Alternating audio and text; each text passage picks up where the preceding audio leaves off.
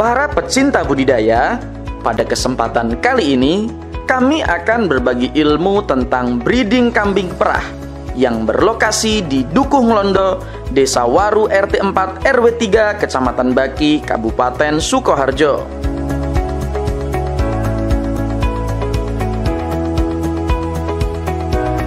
Sukoharjo cakupan wilayahnya memang sangat luas, dan jika kita perhatikan lagi, masih banyak lahan-lahan produktif yang bisa dikelola oleh masyarakatnya. Tak terkecuali Bapak Haryanto. Beliau memanfaatkan beberapa titik lahan untuk dijadikan sebagai bank pakan. Tujuannya sebagai stok bahan makanan untuk hewan ternaknya. Untuk mengetahui lebih jelasnya, kami akan mengajak Anda semua belajar cara berbudidaya kambing perah di Bambu Kuning Farm. Selamat menyaksikan.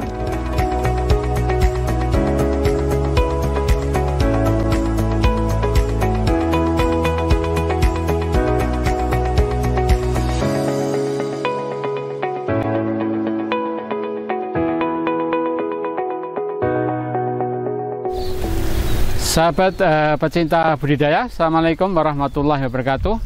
Dengan saya Haryanto dari Bambu Kuning Farm, beralamat di Dusun Klondo, RT 4 RW 3, Desa Waru, Kecamatan Baki, Kabupaten Sukoharjo.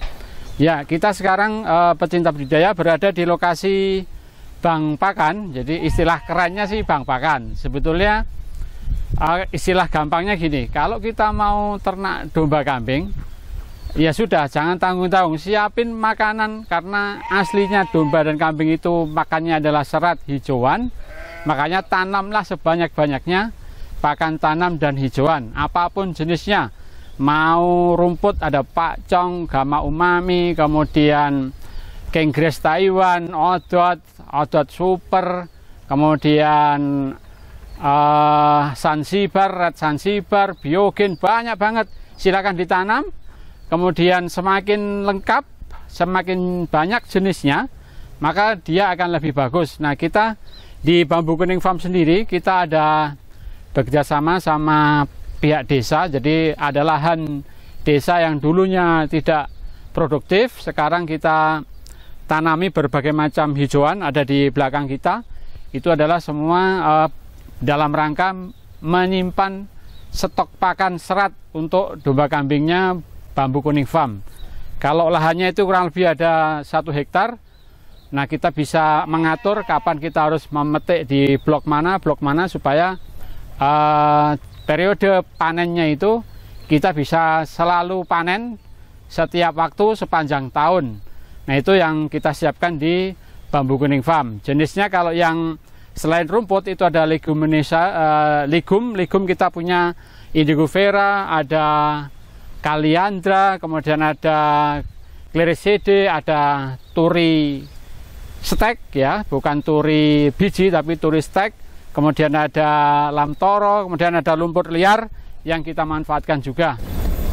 Pecinta budidaya, jadi terkait dengan bank pakan tadi, itu sebaiknya disiapkan sebelum kita memulai ternak domba dan kambing, karena tanaman butuh waktu untuk besar. Makanya sebelum kita memelihara domba dan kambing, berarti step pertama yang disiapkan adalah menyiapkan bank pakan sebanyak-banyaknya sesuai dengan rencana planning domba kambing yang akan kita pelihara. Kemudian setelah tumbuh dewasa dan cukup umur untuk kita panen, rata-rata kalau rumput itu bisa dipanen pertama kali setelah di atas 2 bulan, 3 bulan baru kita bisa panen. Selanjutnya bisa kita panen setiap 40 hari sekali. Kemudian kalau legum kita bisa panen setiap 2 bulan sekali. Nah, setelah di lahan kita panen berbagai macam hijauan yang kita tanam, kemudian bahan-bahan yang ada ini kita bawa ke lokasi pembuatan pakan. Selanjutnya di sana nanti diproses untuk pembuatan silase, salah satu bahan pakan yang ada di Bambu Kuning Farm. Berikut ikuti proses pembuatan silase. Terima kasih.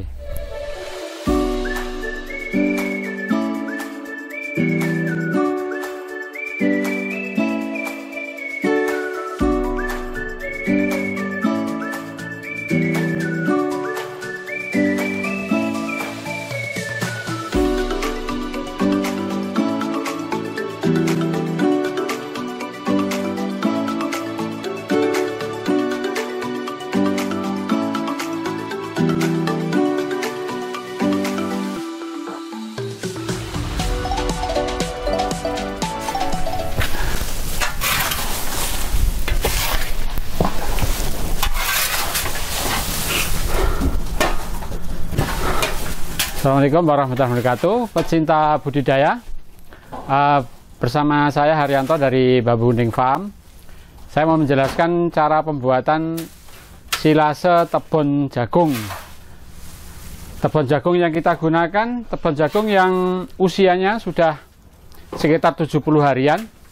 Jadi kita tebang dari lahan usia 70 hari, kemudian kita bawa ke lokasi kandang, kemudian sampai di kandang kita chopper bersama buahnya. Jadi ini termasuk silase super, jadi tebon jagung termasuk buah jagungnya. Setelah panenan selesai, kita mulai chopper jagung ini, tebon jagung, supaya bisa maksimal untuk dimakan domba kambing. Itu harus menggunakan chopper yang lembut, tidak bisa menggunakan chopper yang kasar, karena kalau chopper yang kasar, pengalaman dari kami itu banyak sekali yang terbuang. Makanya untuk tebon jagung kita sarankan menggunakan chopper yang model chopperannya halus. Setelah di chopper selesai, kemudian kita masukkan ke drum ini, kemudian kita padakan berlapis-lapis sampai benar-benar penuh. Kemudian setelah selesai penuh, kita tutup drumnya dan tanpa diberi apapun. Jadi dari beberapa pengalaman bahwa tebon jagung itu yang segar, tidak perlu probiotik untuk pembuatan silasenya, cukup dimasukkan ke drum. Insya Allah nanti setelah 7 hari atau 21 hari silase siap untuk diberikan kepada domba dan kambing. Begitu sahabat budidaya, mudah-mudahan apa yang kita jelaskan ini bisa bermanfaat untuk teman-teman semua.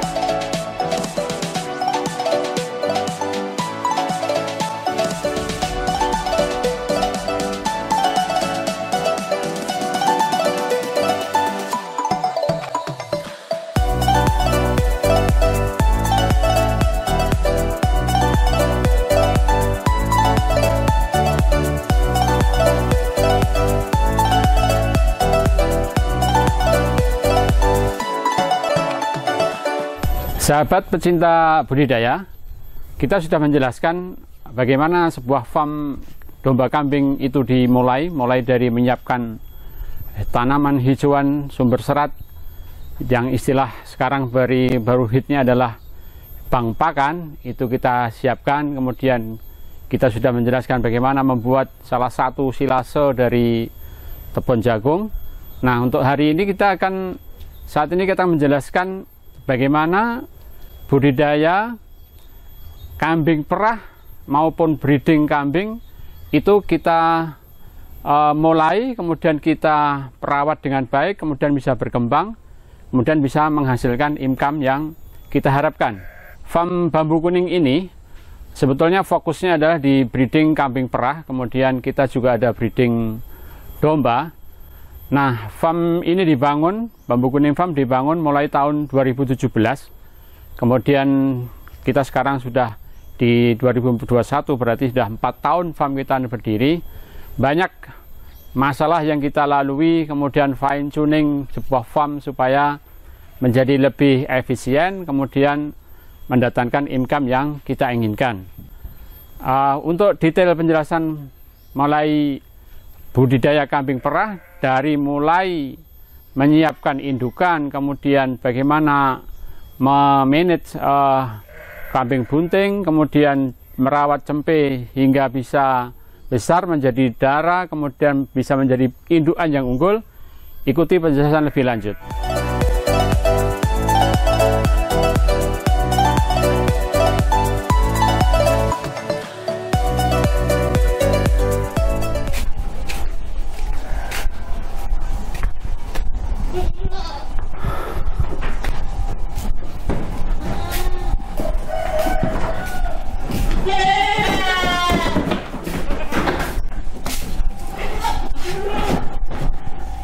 Sahabat pecinta budidaya, sekarang kita berada di blok untuk bakalan-bakalan kambing perah ya.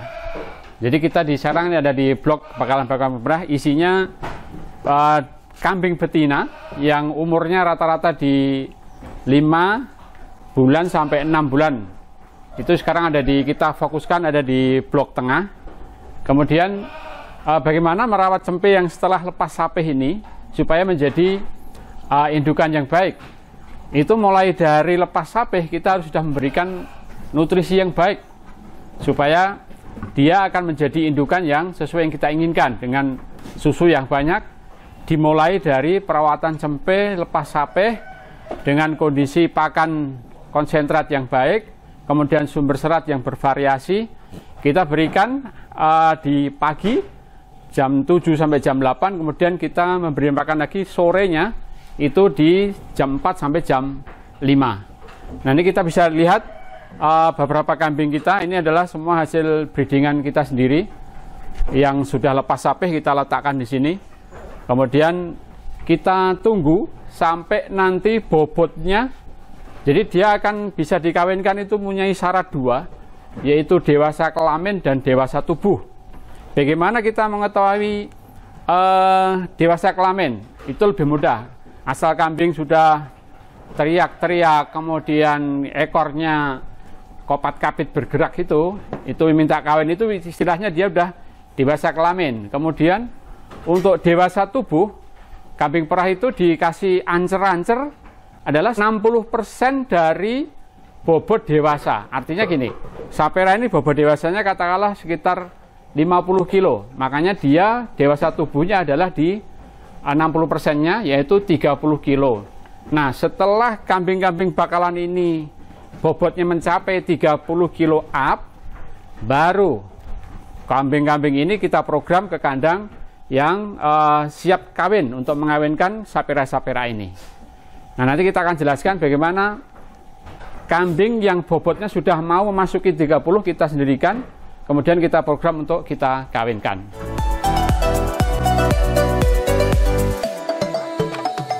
Ya, pecinta budidaya, kita akan menuju ke kandang blok yang doro-doro yang siap kita kawinkan, yang dewasa kelamin sudah oke, dewasa tubuhnya juga sudah tercapai. Kita akan pertunjukkan.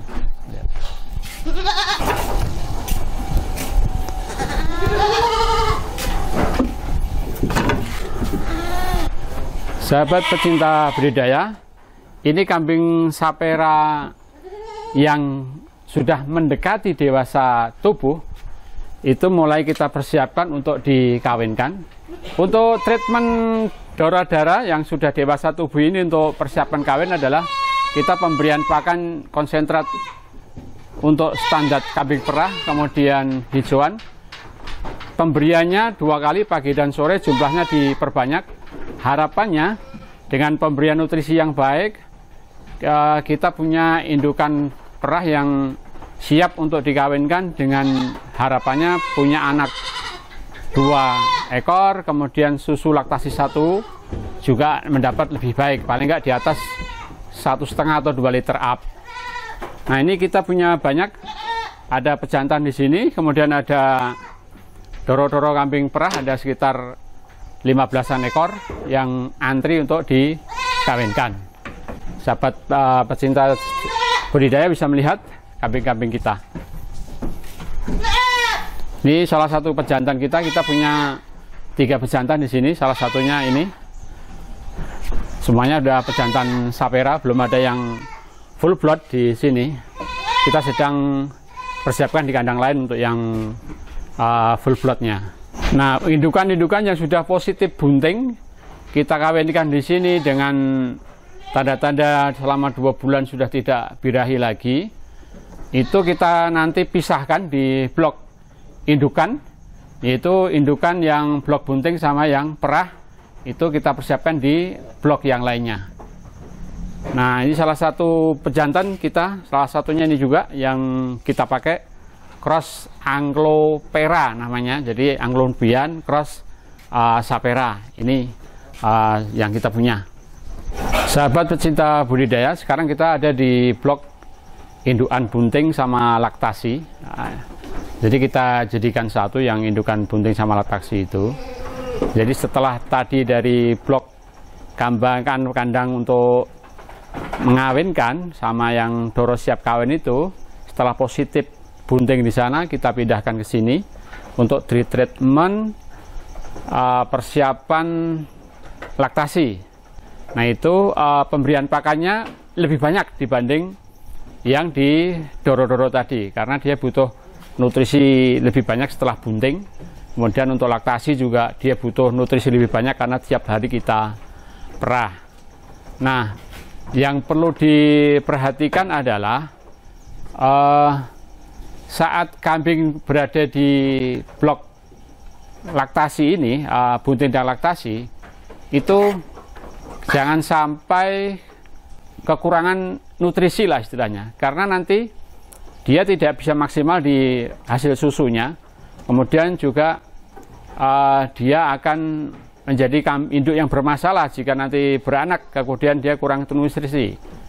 Terutama dari sisi mineralnya, dia harus kita cukupi baik dari makromineral maupun mikromineral. Nah, kambing bunting itu usianya di 5 bulan. Dia punya masa bunting 5 bulan, setelah itu melahirkan setelah 5 bulannya. Nah, itu kita catat, misalkan dari kawinkan itu kita sih tekniknya lebih simpel aja, di foto. Kemudian nanti fotonya tanggal berapa, kawinnya itu. Nah, kita punya data, oh nanti kambing ini dia akan beranak di 5 bulan dari tanggal kita foto kawin tadi. Tekniknya baru sebesar itu yang kita bisa terapkan. Tetapi yang lebih canggih ya pakai tagging, kemudian direkod, sama aja sih database-nya. Nah, sekarang kita pakai HP, kita foto saja. Situ ada tanggal ambilnya foto tanggal berapa, berarti nanti HPL, hari perkiraan lahirnya, 5 bulan dari tanggal itu. Kemudian nutrisi lebih banyak yang diberikan, jumlah konsentrat maupun hijauan yang diberikan. Patokannya sih simpel saja, kalau dia kambing itu neletong kotorannya, berarti dia over nutrisi, kurang serat. Berarti besok pemberian konsentratnya diturunkan sedikit, kemudian seratnya diberi lebih banyak. Untuk varian pakan seratnya sih kita ya kebanyakan silase dari rumput-rumput yang kita tanam, ada legum, kemudian kadang-kadang pakai rendeng kacang hijau maupun kangkung, tapi sekarang udah jarang. Yang sering adalah rumput-rumput yang kita tanam tadi. Setelah beranak, jadi di sini kan sekitar 5 bulan tadi beranak, kita akan melakukan SOP perawatan cempe. Jadi pasca kelahiran sampai usia sapi itu kita pisahkan dari kandang ini. Jadi kunci breeding ada 3 di dalam budidaya kambing perah ini. Yang pertama, kalau untuk penanganan cempe itu yang pertama adalah pemberian kolostrum tepat jumlah sama tepat waktu. Artinya tidak boleh melebihi dari 4 jam setelah lahir. Kemudian pemberian kolostrumnya itu 10-20% bobot cempenya. Misalkan bobot cempe itu 3 kilo, berarti pemberian kolostrumnya 300 mili. Nah, itu harus dipastikan sebelum 4 jam, karena setelah 4 jam kolostrum dari beberapa literatur itu tidak ada manfaatnya buat cempe dari sisi imunitas atau untuk kekebalan tubuhnya. Kenapa kolostrum itu penting? Dari penjelasan bahwa cempe lahir itu dia tidak punya imunitas. Nah, Allah ciptakan bahwa susu yang pertama diperah itu memang dipersiapkan untuk memberikan imunitas kepada cempenya, tapi syaratnya adalah jangan sampai lewat dari 4 jam setelah lahir. Nah, bagaimana cara memastikan jumlah yang diminum itu tepat, kemudian kualitas kolostrumnya bagus? Yaitu dengan cara setelah beranak, setelah lahir, cempe kita keringkan, kita bantu keringkan dari induknya itu, kemudian kita perah induknya itu, supaya kita tahu kolostrum kualitas seperti apa. Kolostrum yang baik, yang semakin kental, semakin baik. Rata-rata warnanya kuning dibanding susu yang biasa. Nah, kemudian kita takar, kita mulai berikan minum secepat mungkin. Jangan lewat dari 4 jam. Kemudian sebelumnya itu juga, kita yang kedua tadi, setelah pemberian kolostrum adalah penanganan tali pusar. Tali pusar ini sumber masalah buat breeding. Kalau cempe 1-2 mungkin nggak masalah, tapi kalau cempenya banyak, itu sering bermasalah. Kenapa? Karena terserang infeksi. Bagaimana cara penanganan tali pusar? Yang paling mudah adalah disemprot dengan betadine atau iodine, apa itu disemprotkan terus sampai setiap hari sampai dia kering, supaya tidak dikeroyok atau dihinggapi lalat yang menjadi vektor penyebar infeksi. Kemudian yang ketiga adalah higienitas. Penyakit cempe yang paling banyak untuk di kandang kami itu adalah mencret. Nah, mencret buat cempe itu penanganannya lebih banyak susahnya daripada gampangnya. Jadi kalau udah kena mencret, kambing itu sudah tidak sesehat kalau dia tidak terkena penyakit mencret. Makanya untuk setelah indukan beranak di sini, kemudian di hari itu juga setelah kita berikan kolostrum yang cukup, tali pusarnya sudah kita berikan semprotan obat anti infeksi, kita pindahkan ke kandang pembesaran cempe sampai usia lepas sapi. Nah, yang tidak kalah penting yang kemarin kita dapatkan ilmu dari workshop dari Dr. Nur Radianto di Sukoharjo juga, itu adalah cempe punya masa golden age yang menentukan bahwa besok cempe itu akan bagus atau jelek itu di 8 minggu pertama. Penjelasannya seperti itu. Apa sih kuncinya di 8 minggu pertama? Yaitu di 8 minggu pertama cempe itu tidak boleh dikasih makanan serat yang kayak induk kita kasihkan. Terutama untuk kandang yang sifatnya kandang baterai kayak farm yang kita punyai ini. Jadi apa yang dihidangkan itulah yang dimakan. Makanya untuk cempe tidak boleh untuk diberi pakan hay atau penserat. Yang dianjurkan untuk diberikan adalah memberikan makanan kit starter. Seperti apa sih kit starter itu? Bentuknya sama persis dengan konsentrat untuk indukan perah. Dia punya syarat PK-nya 21-22%, kemudian TDA-nya tinggi, 74-76. Nah, itulah yang diberikan cempe supaya dia bisa menyiapkan rumen yang sehat untuk siap menerima pakan serat makanan utama hewan ruminansia. Nah, bila kita pemberian seratnya tidak tepat waktu, pengalaman kami itu setelah sapeh banyak cempe-cempe itu yang bermasalah. Kemudian kondisinya adalah setelah sapeh itu dia tidak dapat susu, kemudian dia akan ngedrop kesehatannya, kemudian diobati juga sudah tidak mampu lagi, kemudian akhirnya dia akan mati. Nah, itu permasalahannya adalah setelah kita tidak kasih susu, benar-benar cuma serat yang dimakan, karena rumennya tidak sehat, karena kita salah dalam pemberian pakan tadi, itu akhirnya kambing tidak bisa menyerap sari-sari makanan, akhirnya dia kondisinya kan lemah, ya akhirnya mati. Makanya sangat penting, kuncinya breeding adalah bagaimana menyelamatkan cempe bisa tumbuh kembang baik dan bisa survive sampai dewasa, dia menjadi indukan yang baik. Inti dari peternakan kambing perah adalah breeding, siklusnya tadi kita sudah jelaskan, mulai dari lepas sapeh, kemudian dewasa tubuh kita kawinkan, kemudian indukan yang kita persiapkan untuk laktasi. Nah, yang tadi kita sudah jelaskan juga bagaimana merawat cempe dengan baik. Yang terpenting dari semua itu adalah tadi, lebih banyak perhatikanlah bagaimana merawat cempe supaya dia bisa tumbuh kembang dengan baik, jangan sampai mati, karena kuncinya populasi kita bertambahnya adalah dari cempe-cempe yang selamat kita rawat, kemudian jumlahnya juga tidak berkurang. Nah, itulah kambing-kambing kita akan bertambah. Kalau banyak yang mati setelah sekian tahun juga stagnan aja, jumlah indukan nggak nambah-nambah. Kenapa? Karena di manajemen cempenya yang kurang bagus. Dan perawatan cempe, saya ulangi lagi, ilmu yang paling susah dalam breeding cuma itu saja. Yang lain lebih mudah. Kalau kita bisa menguasai perawatan cempe, insya Allah farm kambing perah maupun breeding domba insya Allah bisa dilalui.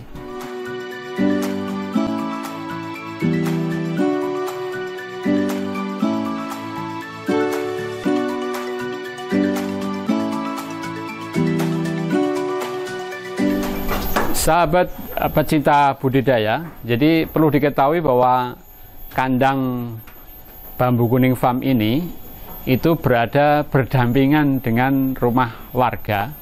Jadi di sisi barat kita ada berbatasan tembok sama masyarakat, di sisi utara juga sama, di sisi timur pun sama. Yang free itu cuma sisi selatan. Nah, dari untuk masalah mengatasi polusi bau, itu kami menerapkan bahwa sistem kandang yang kita terapkan adalah kita buat kolong untuk kotoran serindilnya kambing, yang di bawahnya kita tidak semen. Jadi di bawahnya tanah biasa, sekelilingnya kita pasang batu bata. Kemudian serindil sama urin dia akan jatuh ke lokasi kolong kotoran hewan itu. Nah, ini kita panen selama setahun sekali. Jadi setiap musim kemarau mau musim hujan, itu kita panen ini serindilnya. Nah, kemudian bagaimana sih mengatasi bau? Nah, sumber bau di kandang itu menurut pemahaman saya adalah urinnya dari domba dan kambing. Itu yang menyebabkan bau, karena amonia urin kambing itu dia menguap di suhu ruang. Artinya suhu di 33, 30 derajat itu sudah menguap. Nah, kalau dia dibuat semen, penguapannya akan lebih besar dan akan menimbulkan bau juga lebih banyak. Nah, selain itu, kami juga menambahkan probiotik bakteri pemakan amonia yang kita semprotkan, kita siramkan di kolong kotoran serindil kambing ini. Itu rutin kita lakukan setiap sebulan sekali, kita kocorkan urin pemakan amonia, jenisnya ada nitrobakter, macam-macam. Kita bisa kembangkan sendiri, mudah dia, media tumbuhnya cuman urea, kemudian ada molases sama garam sedikit, kemudian kita aerasi, itu dia sudah berkembang biak baik dan sangat berbeda, tidak diberi bakteri pemakan amonia sama diberi itu jauh banget untuk masalah mengurangi polusi bau. Dan sampai sekarang setelah 4 tahun pun alhamdulillah masyarakat masih tetap mendukung farm bambu kuning. Mudah-mudahan ke depan juga masih lebih baik. Mudah-mudahan yang saya sampaikan ini terutama untuk mengatasi bau bisa membantu rekan-rekan. Jangan sampai opininya adalah kalau membuat kandang harus laur jauh dari masyarakat, dari perkampungan. Kami di sini berbatasan langsung, kanan, kiri, belakang, semua adalah tembok dari penduduk yang berdampingan sama farm kami. Demikian.